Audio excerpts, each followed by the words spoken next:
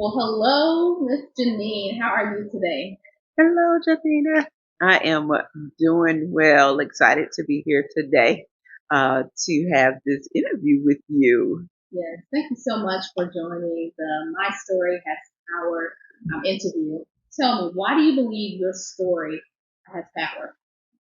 Why I believe my story has power because from the things I've learned from my past and the things I have experienced, I've never stopped learning and growing from where I've come from to where I'm going.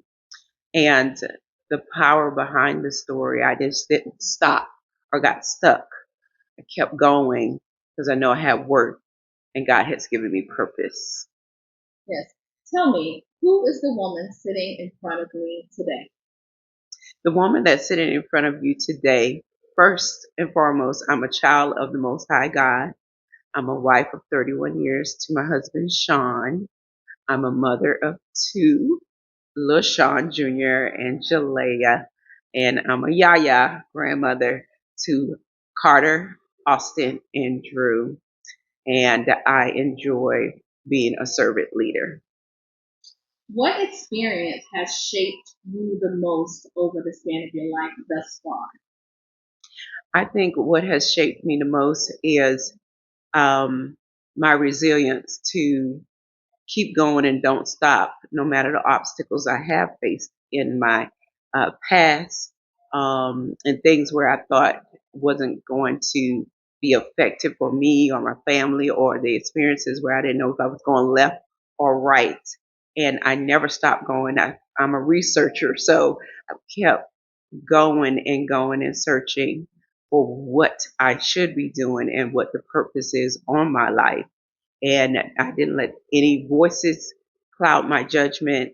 I didn't let any of my thoughts that I may get here or there, but just trusting that the Holy Spirit would direct me to keep going and keep moving as to where God is taking me in my purpose. So, if you could think back to a particular experience or Mhm. experiences that Mhm. have shaped you into the woman you are today, Mhm. give us some specific, without sharing anything personal or deep that you don't want to share of those experiences. Well, right off, I can name two. Um, one of them, the first one I can share with you, when my daughter, she didn't speak when she was 2 years old. We didn't know what was going on back then.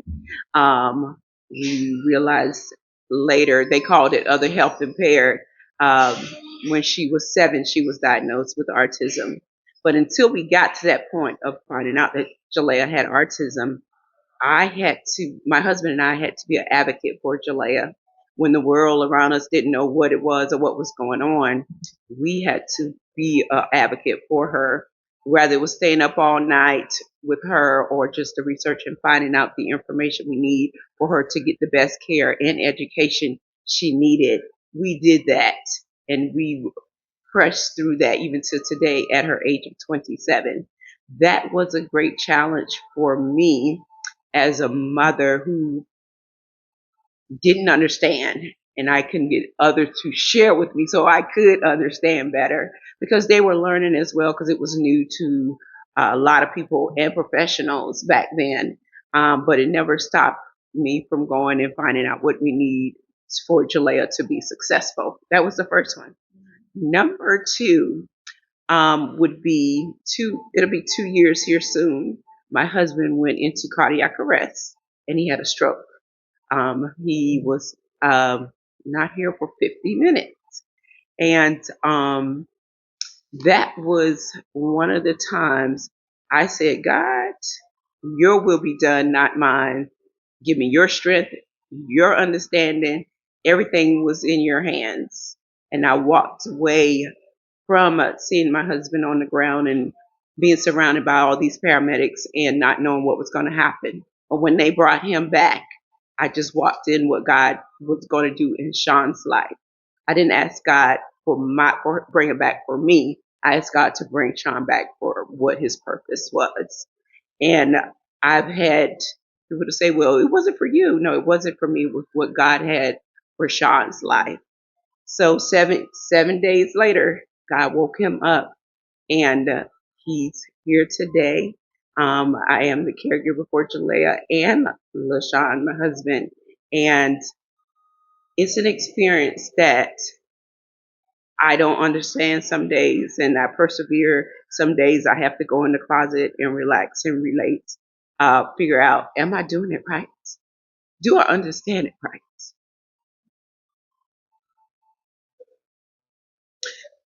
But because of resilience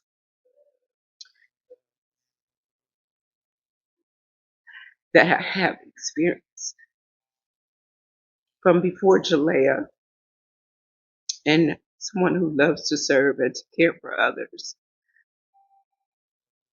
I learned how to do that. T.D. Jakes said once at a Woman Died Loose conference, he said, God will have you visit where you're going. And that stuck with me to this day. God had me to visit from a little girl when my grandmother was sick and she had 3 strokes. And I watched my aunts care for her. And I learned to be caring and how to assist my grandmother then.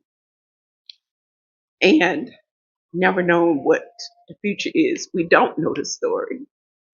But I said, wow, I visited that. I always wanted to be a nurse when I was growing up and a airline stewardess. So I wound up becoming a private duty nurse. And I loved that. And that was years before I got married. And in that experience of when God gave me Jalea and when Sean went into cardiac arrest, I said, wow, you gave me everything I needed before both of these things happened, which is a part of my life and my purpose. You gave me resilience. You taught me how just because this is happening, I'm always with you. I'm always for you. And I would direct you if you trust me. When I didn't trust him, I made a lot of bad mistakes, a lot of wrong mistakes that may just carry with that I think about often that redirects me when I'm not sure what I should be doing. But I thank God for the resilience that he did give me and that I have today to continue to learn and to grow and to be an advocate for others who don't know what to do when you have to care for someone or be a caregiver, or when you're there in your mind and you don't know what to do next. Right. But God has taught me, don't give up because your purpose is important to me. Just follow where I'm going, taking you, and I will direct your path. And so I would say those two were the two experiences that shows up today as the woman that I am. Yes, and we definitely see your resilience and we see your strength. But was it always that way? When you, as a mother who was having a child, most mothers are excited about having a child. When you learned of the diagnosis, how did that make you feel? Because I didn't understand it. I never heard of autism before or a child being autistic. So I was unclear. So when the doctors, they were kind of glazed over it, or when the educators didn't know what to share with me, I went to do Google University and to see what I could find there to find out more information about it and how we needed to set up and structure our lives for it.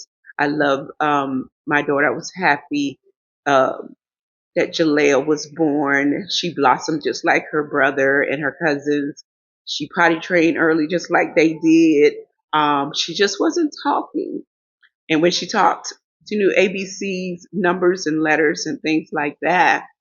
Um, there was no love lost because of finding out what the diagnosis was. It was, what do we do to make sure she's successful, we're successful, and those around her is successful as well. So you and many other mothers are now the blueprint to mothers to experience this in the future and mothers who are new to this now. What do you say to that mother?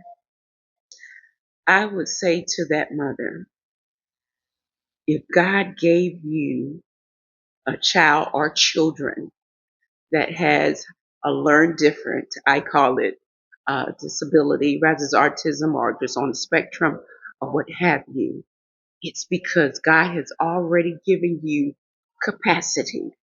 God has already given you purpose. God has already given you everything you need to be successful to raise this child.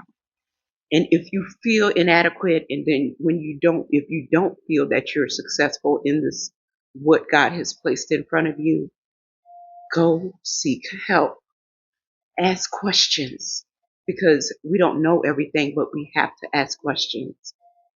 You are that child or children's first advocate. You're their first everything to this world out here. And you never give up on them because God never gives up on us. So Jesus taught us no matter what, everyone's my child, and I won't give up on you. And we're not supposed to give up on each other. And your children, we never give up on them. We fight for what their needs are and where they're going for them to be successful. So after pouring out so much love, so much care, so much concern and effort for everybody else, what do you do for you? And what do you need in this season? I'd like to ask the question, if you wrote a book tomorrow about your life, which you may have already done so, but what would this chapter be called in this era of your life? That's a very good question. As I am 55 years old now, I always believe in you never too old to learn and God to reveal what your next is. Some people will say, oh, you should have experienced that by now. But God's purpose is different for each of us. What I will say about this person today and in the chapter of the book, God has shown me what I should be doing now from everything that I have learned. It's coming where I want to be that advocate for those around me who are caregivers, who have children with disabilities. My husband is a veteran, and to help those who are veterans who are in need, to be a support to them, rather it's information they would need for housing or just education or just a support for caregivers that don't have an outlet. I want to be that support to them. That's something that's forthcoming and that's in the planning stages now. That story will look like, as I stated earlier, never give up, hold on, believe in who you are. Never try to be in someone else's story. Be in my story that God has written for me and persevere through. And again, think back and pray to what God has already shown you in your past or where you should be going and what that purpose for this season or your next season in your life. What is your greatest personal need now? My greatest personal need now, I would say rest, and I'm being honest. I'm being honest. Because even in talking about what this chapter of your life would be, the women that I've interviewed thus far, it was maybe becoming. That was the name of their chapter. Peace, rest. You talked about everybody else but you. Mm-hmm. I would say rest. Mm-hmm. And he's showing me how to do that. He's shown me affirmation, shown me books, and he's showing through my leadership as well. Oh, Jenene, it's okay to rest. Yes. It's okay to take time for you. It's okay to be in the car and not have the radio on and just to relax. It's okay to go and sit by the water and just listen to the water. It's okay to go into the bedroom and no one else is around, and just sit. It's okay for 5 to 10 minutes to breathe and think about nothing. It's okay. It's okay to believe that you don't have to be everywhere doing this or that for everyone else, but to rest. Whether it's closing my eyes and sleeping or getting up and taking that 15 minutes to myself before I start anything, but to rest and know it's okay. It's okay. If you could give advice to, let's say, you're in your 50s now, Yes. and you look so beautiful. Thank you. I'm going to choose 40. Because for me, 40 was a huge deal. I couldn't believe it. What would you say to your 40-year-old self? I would say to my 40-year-old self, the decisions you made weren't always great, but God, the thoughts you had in your 40s weren't always the greatest thoughts, but God. I would say to my 40-year-old self back then,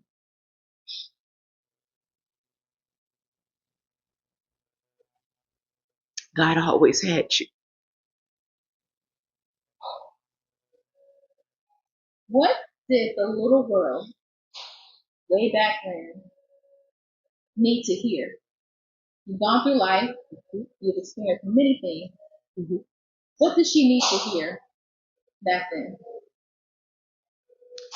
The little girl back then needed to hear,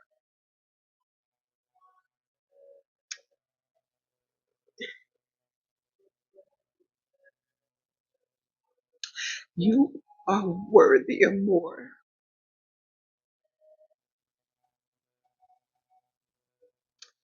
than just taking instructions and doing what I asked you to do. You were worth more to us all than taking care of your brothers and sisters.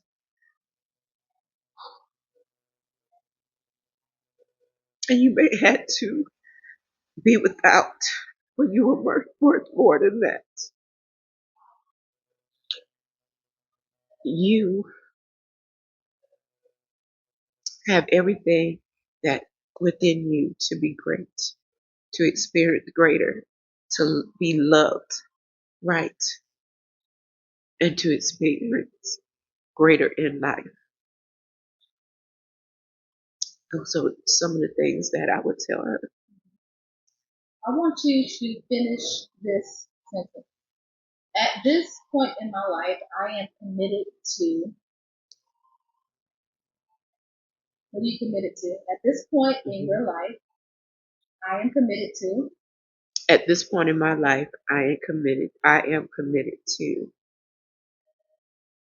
growing still, continue to learn, continuing to trust God's voice and not my own. I am committed to my family. I am committed to me. I am committed to making sure I am taken care of. I am committed to being the person healthy. I am committed to my health, my well-being, my spiritual well-being, my love for myself first. Finish this. I am. I am loved. I am blessed. I am a royal priesthood called out of darkness into God's marvelous light. I am her. I am just. I am more than enough. I am so proud of you for what you committed to. I'm proud of you for being resilient because it's a choice to be resilient. You're not resilient automatically. You chose to be resilient. Thank you for taking care of your family. Thank you for taking care of your daughter. Thank you for choosing to grow into the woman that you have grown into thus far. Thank you for this interview today. I thank you, Janita, for this moment. I thank you for giving me the opportunity to be vulnerable. I'll let you know this. This is my first time I've shared how I feel inside with another woman to share my story. And it's an honor to be here today with you to do just that. And I thank you for seeing that in me from the time I received that message and what was given to you to invite me to this moment. And I thank you. And I know it's an ordained assignment. It wasn't just us, it was an ordained assignment, an appointment. And I thank you. Thank you. Let's end with this. I want you to give some advice to any woman that will be watching this. Anything you would like to share? I would like to share with those who will see this interview. I would say to you, never let anyone tell you you're not worthy of greatness, love, peace, joy first before you give it out to everyone else. You're worthy of everything that God has say that is due you. He knows the plans for you, not the world. He knows the plans he has for you. And once you believe that and you repeat that over and over to yourself, you can conquer the world and all the mountains that comes before you.